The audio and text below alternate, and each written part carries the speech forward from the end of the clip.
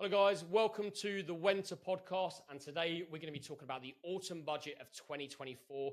I'm joined by Michael. Michael, welcome on. Thanks, Jake. Great to be here. Michael Martin, head of Net Zero and the business advice team at Wenta, and looking forward to chatting things through, seeing what it means for owner managers, small business, for you. Yeah, I mean, obviously, I'm never too much involved in this kind of thing with the budget things. I just kind of get on and work as a business, but definitely, being part of the Wenta family as such and coming into the Wenta building, it's opened my eyes up to a little bit now. And the fact that there's people there that I can speak to, I thought it was a great opportunity to kind of jump on and speak to you about it. So, quickly then, just in terms of the immediate effects to businesses from the budget that's been announced, is there anything that really stands out to you that will affect businesses, small businesses, medium-sized businesses straight away? Yes. And I think in context, it's important to say that probably people were already aware of information being speculated about, if not actually leaked. And in the lead up, I think it sounded like a lot of doom and gloom in the build up, didn't it, really? And there were claims, actually, this was closer to being a treasury budget rather than a Labour budget, more about controlling public spending, really, than anything else. But I think for the economy, the outcome of the US election might also spook the markets. See what I did there? Trick or treat. Yep. Like it. And we've had to learn some new jargon. Black hole, investment rule, stability rule, fiscal drag, even fiscal fiction among them. So it's a learning for all of us. But yes, in terms of what it means for small businesses, I think there are some positives to take from the announcement. Cool.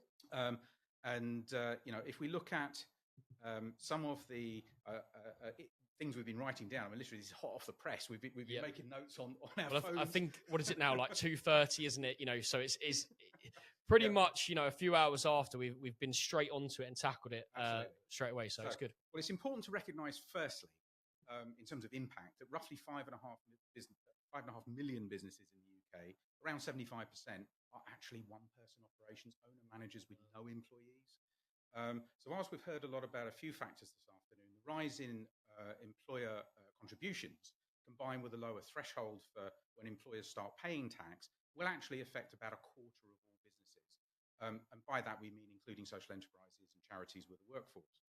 Now, what's called national insurance, I mean, for a lot of people, they may not even know what the origin of that was, is a contribution to state benefits and the National Health Service, the NHS, with NI originally intended to cover for unemployment and illness. Now, if money raised, whether it covers any sort of shortfall in public finances or not, means a better quality and speed of healthcare, then that's a step in the right direction. I agree. People might accept.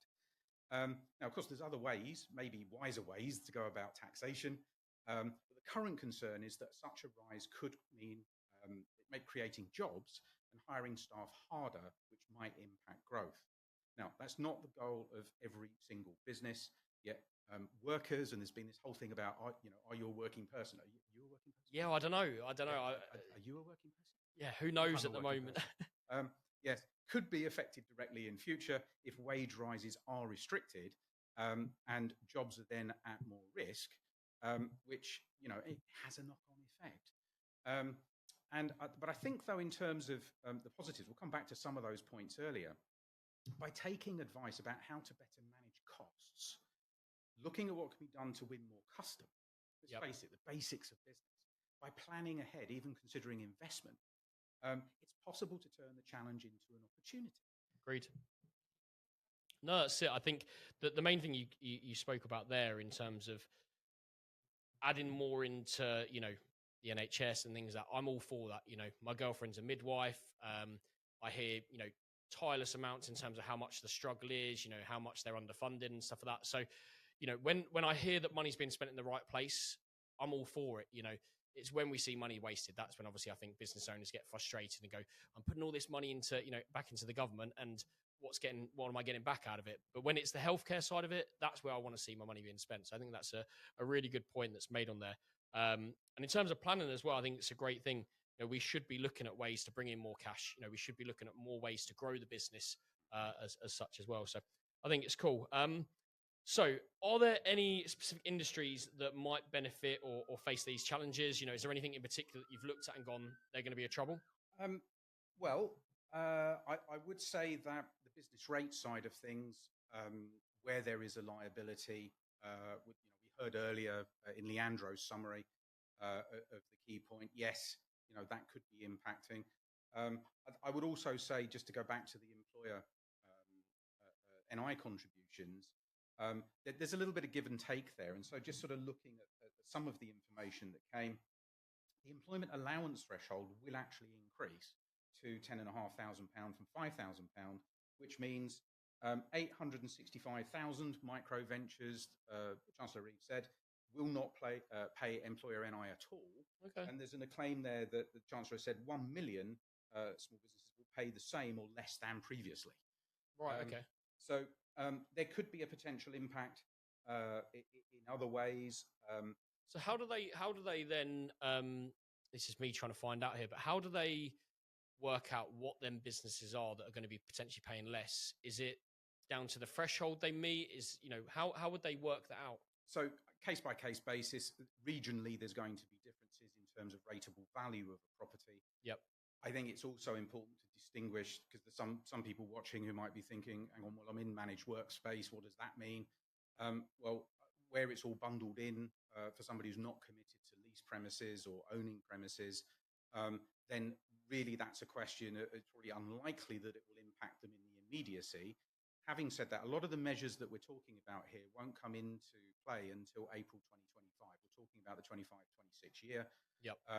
And some of the measures that have been announced today, we're talking beyond that. Even let's take income tax and national insurance contributions for employees.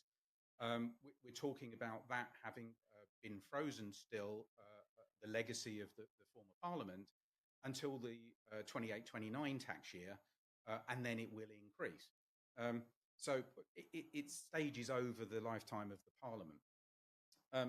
So for some people, no immediate impact. Yep. It comes back to this point about planning for eventualities, which is the kind of thing we're encouraging people to do anyway. Look at what the strengths and weaknesses are of your business model. Look at what the strengths and weaknesses are of yourself as a founder and as a leader, and of your senior management team. And what you're then looking at is the opportunities. How can you position to take advantage of opportunities that come from these circumstances, but also risk management is the contingency planning for the things that you have little control over.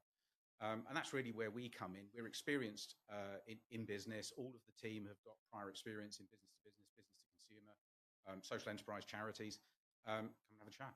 No, I mean, that's one of the things that we just introduced into our business. So in terms of myself, I've always been very sporadic, and I think sometimes that's great to be. You can get there first. Being the first in there sometimes can be the best thing. And we learned very quickly that we've grown massively in 4 years now. We've got to a really, really good stage. We were the number one in the UK, and now we realise that some of our foundations weren't built properly. Some of the things that we should have done early doors weren't, and that was down to inexperience and all these kind of things here. But then when you flip it and you go, well, you wouldn't have been in this situation you're in now if you hadn't have maybe taken them shortcuts and tried these different things and such. So it's one of them. But we're really big on planning now, so we've got really into it. So from our social media approach, we introduced a new social media plan literally a month ago. And in that month, we've now reached 580% increase in people watching our videos and watching our stuff. So there's some real things that we've gone to change on there. We've gone big in terms of the accountancy side, where we had an accountant beforehand. It was a really bad relationship, wasn't really working very well. There was a lot of mistakes being made and things like that. So we went and fixed and we planned, and now we've got a bookkeeper in place and an accountant. And the bookkeeper works brilliant because they keep you intact every single day, every single week, in our case. And the accountant looks after you. So, these were the kind of things where we weren't planning, and now we are. So now we have a monthly plan, and we aim to try and tick these things off. And some are about growth, and some are about stability, and some about a real longevity. So it's definitely as good to plan. I think, looking at obviously some of the things that have been announced in the budget, it's some of the stuff I didn't know previous, but now we do, and it's okay. Let's integrate them into our plan. I think the increase in kind of minimum wage and things, that was a big one for me straight away. Okay, right, we need to factor that in now. Okay, either our profits are going to go down. Okay, that's not great. Or what do? Why don't we go and try and think of a way of making more money for the business. So then they're easily covered, and we've got no problems when it comes to that change that we need to up the prices there. So I would say also a key thing, knowing a little bit more about your business now, it's about the talent that you're looking to recruit. Yep. Demonstrating your values. A lot of people have had experiences in recent years with a lot of the pressures that have come with the pandemic, with the cost of living crisis, certain measures from the previous parliament and then before that.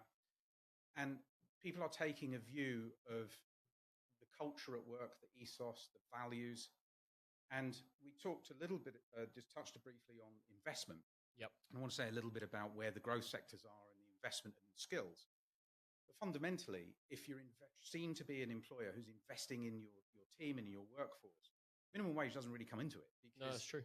You're placing a value on those people who, even if they don't stay for the long term, they'll remember you as the guy who set them off on their path. Yep. And that has far greater value. And I think this is where we often encourage people in the marketing context to see the distinction between price and value. Yep. And if you have that value in the people, it transmits as you as a business owner and a founder that's invested in those things, not someone who's set up to look purely at the bottom line. No, that's it. I agree. And one of the big factors in that for us, I think the key point would be, is moving to the BTC. So we moved to the BCC. We were in an office in Letchworth. We had no aircon. The landlords turned out to not be very nice in the end as well. But it just wasn't a great environment, you know. The guys do have to travel slightly further to work now, but they're working in a much better environment. You know, we have really nice air-conned offices. The office is much bigger. People have got space to breathe. You know, we've got the cafe downstairs, you know, small little things, but they do add up to be a big thing. You know, we've got the podcast room here now, all these different things that, you know, in my mind, create a better working environment for people, and people want to stay, you know, for the longer period.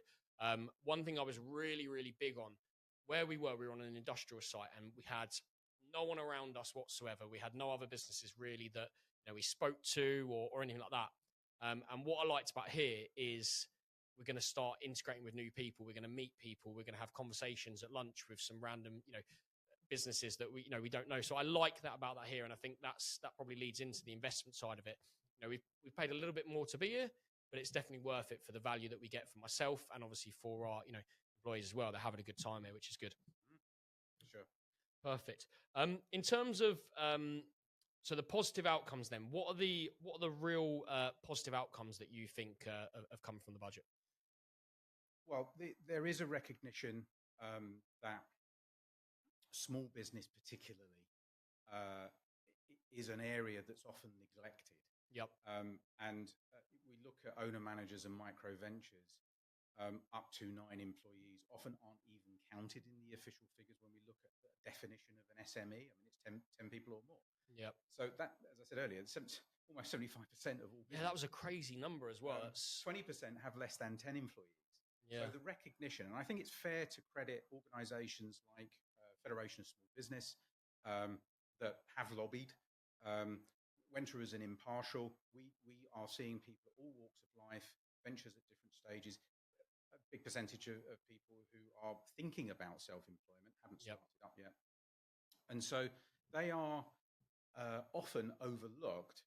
And it was great, I think, to see that there was a recognition of it in terms of the stimulation measures. So as an example, one of the measures particularly was corporation tax has been capped at 25%. So, you know, that's an area that if we think about a principle in business, there's a principle called the thirds rule.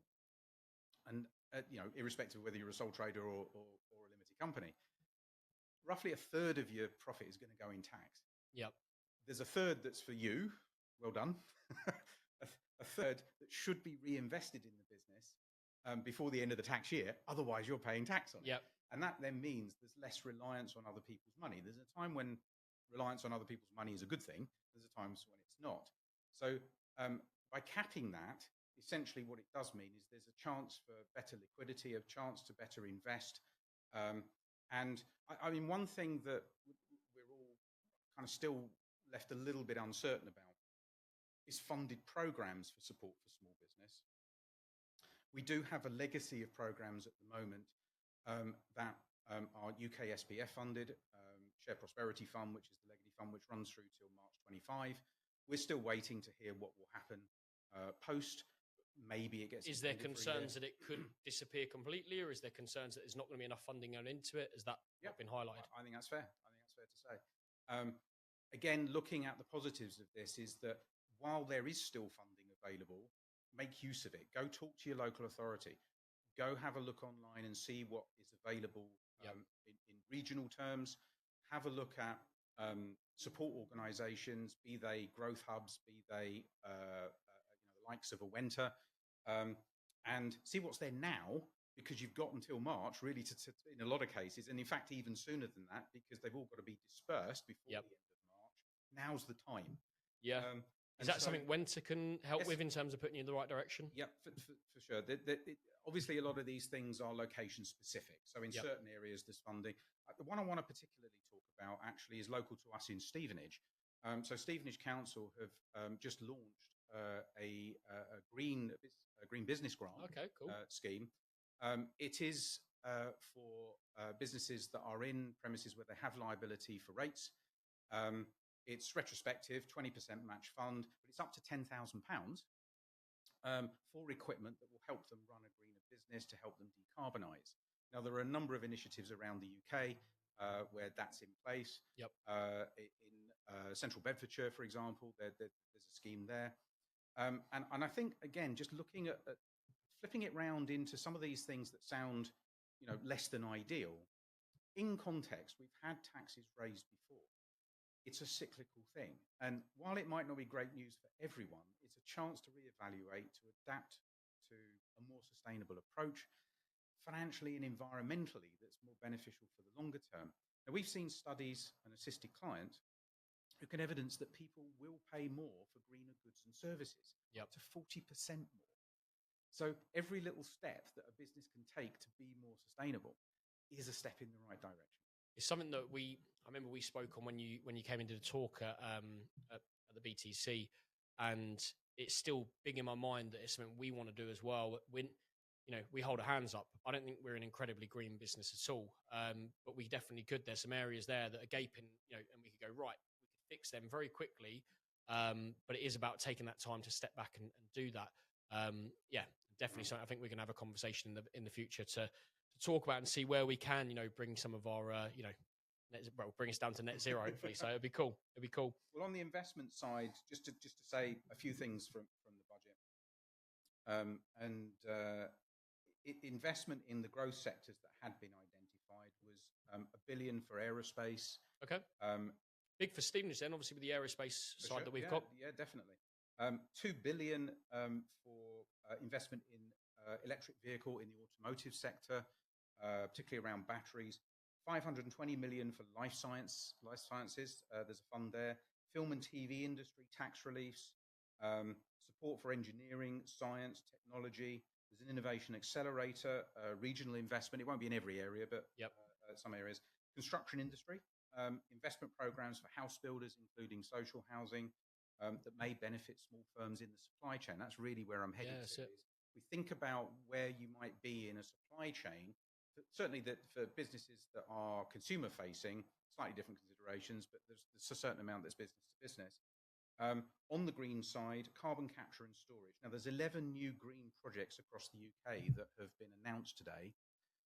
I've got to say, in my capacity, not for the whole planet, by the way, headed net zero, but for Wenta, there's still question marks actually about its effectiveness, carbon capture and storage. There's been some incidents in the US. Lots of money gone into programs that have basically fallen over. And I think it does need more of an approach. I think we may end up in a situation where regulators need to be on it. Point being that there are then opportunities for businesses to diversify, to consider recruiting them people who've got green skills and building on those green skills. There is investment in Skills England. It's this new body that's been created. Leandro was talking about it earlier in terms of opportunities for staff to undergo individual development plans, individual training plans. That's a good thing. And so what we want to stimulate, though, is the creative thinking. It's the brainstorming of problems that we still have clearly in society, that we still have in communities, that we still have within businesses. And as I say, it's a chance to reevaluate where we are. Let's pause. It's a big announcement. And it was one of the longest budget speeches in Parliament ever. Yep. I think the one that contained almost as many measures since the Second World War. Jeez. So it's going to take a little bit of time to, pick the bones out of it, as it were. But it's a chance to take stock, be objective. And what we would want to really encourage is the talking about it. This is the thing. I was going to say, if we're sharing in networking terms, if we're sharing in, whether you talk to your accountant, get your perspective from your accountant, from your solicitor, get your perspective from other business owners, come and chat to support organisations. Let's get the conversation going. And we have seen more of a devolution into localism, even hyper-localism, and it's what's going on locally. And I think if there's those meetings, those get-togethers, yes, of course, there's a place for video conferencing and Zoom and Teams and all those things. For some people, though, they've had enough of that and they want to get out and meet people. For others, they become almost agoraphobic. But the importance of it is it's local. That's sustainable in itself. So I think you hit the nail on the head there. I think it's time to maybe push the pause button and basically just say, you know what, let's use this moment as a time to think. Let's use this moment as a time to converse and have a conversation with people, see what their ideas are, put my ideas into things, speak to people that, maybe have done it before as such and maybe have been through some similar kind of things. And then go back and go, you know what, I'm going to take all that information that's been given to me and I'm going to plan for the future. And we're going to build in some of these things that are going to, going to happen. There's no way we can't say, we're not going to, we're going to not going to deal with that. It's going to happen. And I think it's just a matter of fact of being able to plan it in and budget it into the future for your business. And that's a great point, actually, that I think we should spend a few minutes on really around the financial side of things. So you tell me, you're the business owner, what's on your mind? Yeah, I mean, the first thing was the minimum wage thing for me. That was the first thing that came into there. So we hire, quite a few people now and stuff like that, which is really cool. It's quite interesting as well when you said that 75% of businesses are just one person, which I think is really, really cool, and it kind of makes me think, wow, we've come quite a long way in a short space of time to be able to do that. I think sometimes we as business owners always we put pressure on ourselves, don't we, to kind of achieve more, and it's he's got 10 members of staff, they're doing this and they've built this, and sometimes you just need to relax and go, actually, we're doing all right, like we've done okay. So that was the biggest thing for me. I think a lot of the time, I'm a very creative person. I like to be kind of the marketing side of things, the creative side of things. I've always, finance-wise, I've always left it to one side. It's not my, I don't enjoy it. I don't take stock of it. But I would say in the last kind of few months, it's something that I've been like looking more into, trying to get more involved in, because I understand the importance behind it. And then coming to, so obviously the kind of the measures on the green cuts and things like that, and things that we need to do there. One thing that I was looking at straight away was, okay, we looked at it recently. We were like, if we change the way that we shipped it, well, we actually air freight our goods in at the moment, which is terrible. But if we air freighted our goods, didn't air freight our goods in and shipped them in, or we looked at being made in the UK, all these different things that if we did that, I think just by shipping alone, we'd save £18,000 a year, which all of a sudden, that then, highlights all these cuts here that we've come in, and we're going to have to, fund these different things here, etc. So my worries are then completely gone. One, I've then done better for the environment. Two, I've saved money, and three, my employees are more happy because they're getting paid more. So all of a sudden, this small little change that we've made just by, essentially doing that, could be huge. So I think it's things like I need to kind of go through it, pick the points out that I understand, and the points that I don't understand, I'll probably be knocking on your door to say, what's this? What's that? Can you help me with this? And getting some advice on what we should be doing and how we should introduce that into our plan for 2025. So I think it's exciting. Cool. So obviously that kind of covered, I suppose, long-term strategy. That was kind of that plan there, isn't it? We need to be planning. We need to be probably in this moment here, just kind of taking, an hour out and just thinking about it and really kind of, sitting and reading through what's actually happened with the budget and where we can go with it. The main thing is that there are complexities. There are variables here, a lot of moving parts. When it becomes uncertain, when it becomes complex, the thing to be doing is simplifying. It's simplifying things, and we need to focus. So really picking up on a point earlier is about better managing costs. So the next step, a practical step that somebody can take away from today is, if you haven't yet done it, do a cash flow forecast for the next 12 months.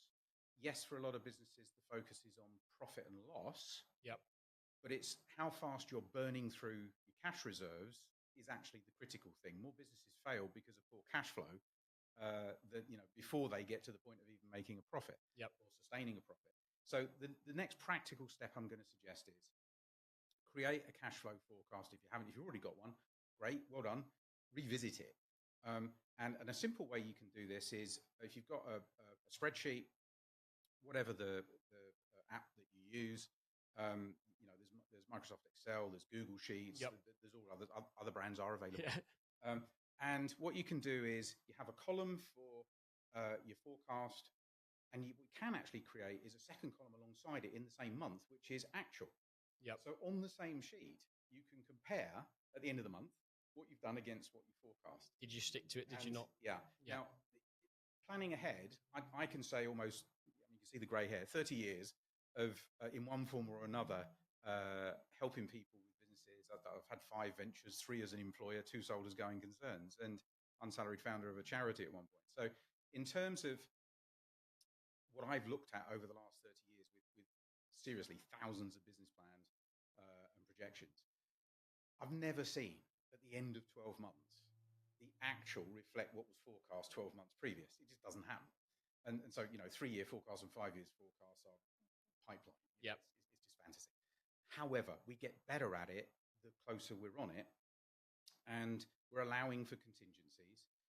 And what you're doing is you're converting a forecast into a budget that's rigid, and that then is you've got to make a case for breaking it. Yep. And so it becomes set as the budget.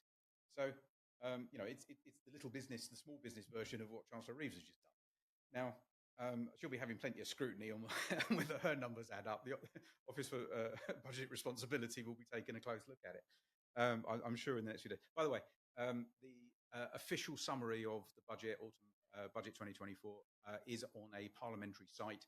It will be there on the evening of the 30th of October 2024. Link will be appearing near you soon. Yeah, we'll drop the link in the comments so you can take it yourself. Point being, if you realise that the actual is deviating from the forecast or the budget, there's no point sticking with the same forecast. You've got to revise it. And so don't just sit and look at it and think, oh, well. The point is you've got to take an action. Yeah, so that's a start point. Something that we've never done. We never budgeted. My biggest problem is I like shiny things. As soon as a new idea comes along, which I think, that could be amazing. Similar to the podcast studio, we're like, right, podcast studio would be good. Shall we do it? Yeah, let's do it. But we should be budgeting more. We should be looking more in terms of our cash flow and things like that, and making sure that we're prepped for, the eventuality that something like this does happen and things change very quickly where you're not. And I think that's, sometimes business owners, we live so much in the business. You need to just sometimes take that step back and just look at everything and plan ahead. It's hard to do when you are running the business and you're a working person. Nobody's expecting you to be master of all of it. We all have strengths. We all have things we know we either have no interest in, or could be better at, and that's the point of delegating, to free you to do what you do best.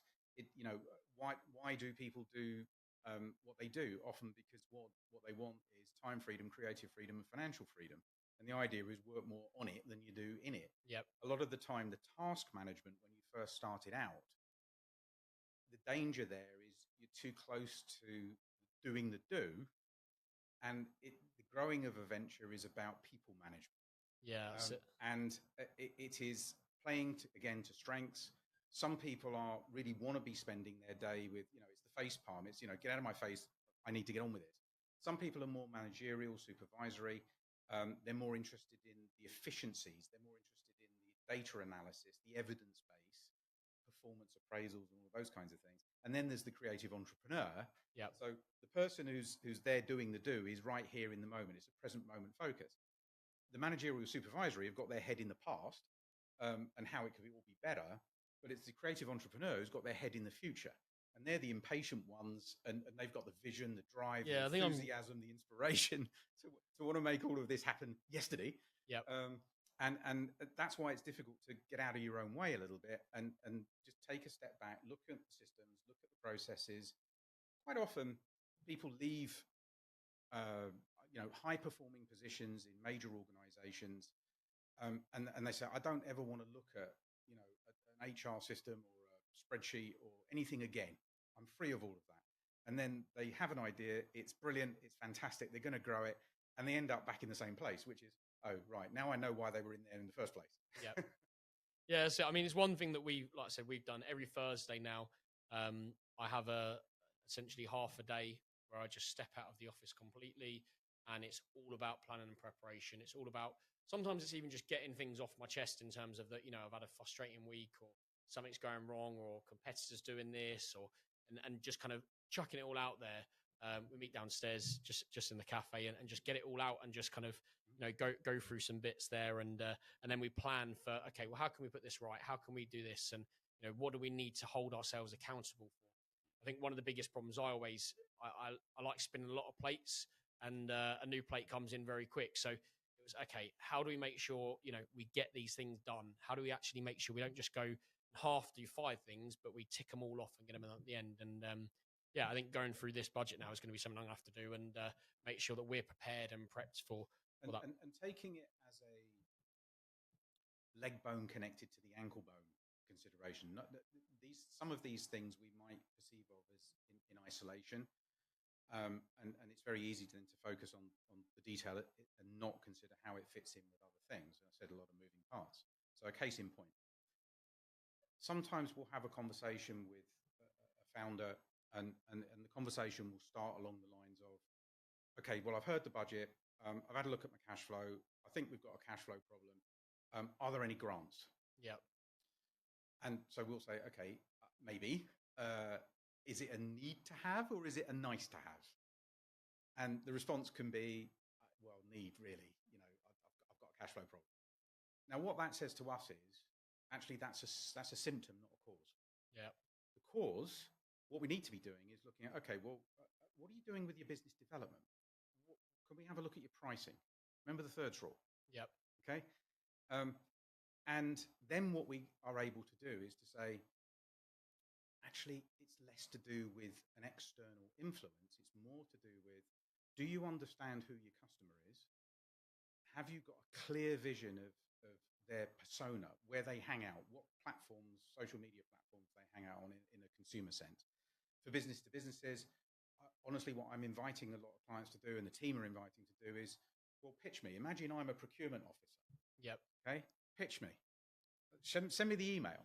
Yeah. And what we can do is then give you the feedback to say, is that crack on? Well done. It might be, yeah, you could use a little tweak here or there. Or we might be saying, look, hang on, this is wholesale revision here. Whatever it is, usually starts with how you're going about business development. You've got to match the demand. Yes, there's a passion there. That's a given. But is there demand? It comes down to 3 things: desirability, feasibility, viability. Desirability is their willingness in the supply chain. It's not just the owner's passion, which we want to see. It's a given. Is there demand from the marketplace? Great, tick. Feasibility, is it physically possible? Is it logistically possible? And just because you could do it, should you do it? The viability, do the numbers stack up? And having that presence of mind to have that control over it is a really, really vital thing. The successful businesses, the ones that are high performing, have control of those things. It's a tricky balance because, in the fluidity, if you like, of transition from what might have been a one-person operation to a team, and the team, has this. It's very wrapped up in the narrative, the story of we're growing a business. Isn't it exciting? Isn't it Yep. fun? As it should be. What we're encouraging you to do is actually start with the end in mind. Is this a business for life? Is this a business you're looking to grow and scale and exit at some point? In which case, who's going to want to buy it? Yep. Are they going to want to buy your 90-hour weeks? Probably not. No, that's it. So it's this. What they're interested in is the infrastructure, the systems, the processes that survive a founder. Yep. And there's a leadership team. Which is hard to do, isn't it? It's something that, I mean, what we've been doing recently inside the business is looking at a few different things. So we've basically split up our customers into who our customers are. I won't go into the names that we've given them, but we've given them certain names that we've gone in there in terms of what they are. And essentially, we've then gone in and assigned a person in our imagination who that person is. And then what we've done is we've gone, okay, well, what do they like? What do their things, what are their troubles at the moment? What do they spend on this? What do they, and thought about who that person is as a whole. And then we're then going to go, okay, no one's going to be that exact person, but they're going to be fairly close to that. How can we, make sure our marketing reaches that person when we want it to? And how can we make sure our person that, maybe spends quite much money than that other person, but how do we market them? And we've gone down and looked at all of our customer base now and kind of put people into categories and gone, okay, we think you're this category, we think you're this category, we think you're this category. And now how do we market them in the right way? And we found that starting to be a success there because we can then, target deals and target, certain things that we want to show them and certain kind of, phrases of speech that we say to certain customers, which is going to excite them more than, say, for instance, someone else. So that's one of the big things that we've done recently with our kind of customer base is identifying who they are first and how many customers we have. One of our biggest customers, we have a lot of shops. So we deal with a lot of shops that become submission hubs for us. So what do these shops care about? What do the people that are owning these shops care about? They care about this. Okay, we need to make sure that when we're dealing with them, this is a big priority that one, we're talking about, and two, we're delivering on. Maybe it's time, maybe it's speed, maybe it's cash flow for them. How much cash flow? Do they need 30 days to pay their bills back? Okay, well, let's make sure we got that in place. So that's something we've been really big on at the moment to ensuring that kind of planning and preparation, knowing our customer more. And then you kind of go on to it in terms of the flip side there when you said about creating a business to potentially sell and exit. And that is a big thing. At the moment, if we were to sell, MGC, and we've had people come to us and stuff and want to invest and all these kind of things there, but they want to invest in me still in the business because I'm the one that's leading the business and things like that. And I think if I went out of the business, the guys would still do an amazing job and it'd still run, but would it grow, or would you be able to find someone that could fill in and do, the 90 hours, etc., all of these kind of things here. So I do think that's something we need to consider for MGC further down the line, that if we are going to grow, is there a way for me to go higher up in the business than I already am? And then, the guys that are working there at the moment, they come into them roles to grow through it, which I think it's a tough one. And again, I tip of my hat, well done for what you've achieved so far, because there's very, very few people that have the inclination, have the wherewithal to do that. And credit where it's due. It's not how far you still to go. Look how far you've come. Yeah, that's it. It's exciting on that. There's a view I would suggest to play advocate really is identifying who the people within the company who are willing to commit, who want to learn, who are brand ambassadors that can take on business development activity. It can be a case of recruiting people to do more of the business development, which again then frees you. And what they have as a responsibility is the target setting. What are you aiming at? If we draw again a distinction between objectives and planning. Objectives are the what. What are you aiming at? What needs to be done to achieve them? What's the immediate objectives? Planning is the how. And if the objective is, well, we want 1 million turnover by X date, and then we've achieved that, the next goal is 2 million or whatever, or it might be market share as a percentage. It might, you decide what the metrics are, and you set those as your objectives. And then what you're doing is you're putting in place the delivery plans that are monitored and evaluated with your team. Yep. So that you've got the benchmark progress to be able to adjust as you go. And that then tells you whether the original objective was reasonable. What was that based on? Was it just a figure plucked from the air, or was there a genuine case for saying that's what the objective should be?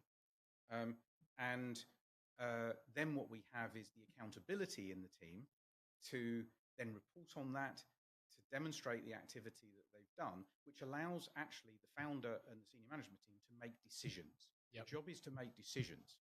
And it's the evidence base that you do that. That's how you can grow a business. I think where we probably are in that starting stage of that, at the moment we struggle because we have really good people, but the really good people are stretched across different things. So as you can see today, we've got Ollie that is, he's more than, Ollie is brilliant at a lot of things, right? So Ollie is an example. Did you get that in writing?